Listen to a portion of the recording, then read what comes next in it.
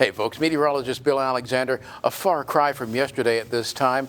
Taking a look from the Matthews CCAC live weather camera out on the island at Snoopy's, looking across Laguna Madre back towards the town, and you can see the overcast being illuminated by the town lights, and a north-northeast wind now at 13 miles an hour out at the Naval Air Station, and widespread clouds across the area. You saw those little bits of light rain shower activity. It hasn't amounted to much, but it's enough to, it ran my wipers coming into work. Now, 72, when was it 72? Well, at 2 a.m. before the front came through. And since that time, it's been hovering in the 60s, dropping off at 62 degrees. Officially at the airport, no rain, so we're about 3.5 inches below normal. And over the next couple of days, you're not going to see much, but it does start to ramp up after that. Pretty good rain chances coming into next week, and it could be substantial. We'll be talking about that in detail here in a bit. Temperatures across the northern half of the state in the 40s, in the 50s further south, and in the 60s in South Texas, where we are in many locations. In fact, that's what we're looking at, very uniform numbers, middle 60s across the board.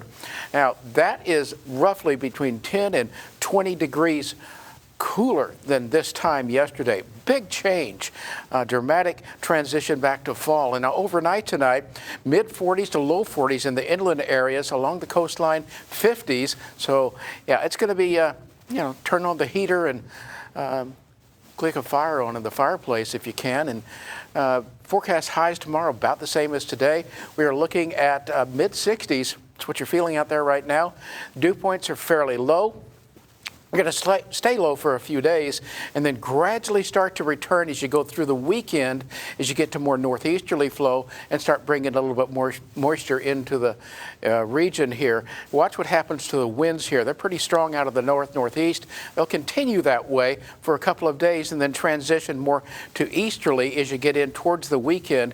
And you're also going to see a northeasterly pitch here as a coastal trough develops, and that's what's going to be the impetus for the rain coming next week.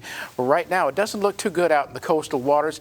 Tomorrow, partly cloudy, windy, north 15 to 25, gusting to 30 knots, choppy, occasionally rough bays, 5 to 9 foot seas, even a moderate rip current risk, and a small craft advisory is going to be in effect for tomorrow. What happened to that front? Well, it's down here in the Gulf of Mexico. Notice the shower activity along it. Notice how it bows like that. That's the beginning of that trough beginning to develop along the coastline, and as that continues to do so, it's bringing moisture up in over top of that cool air.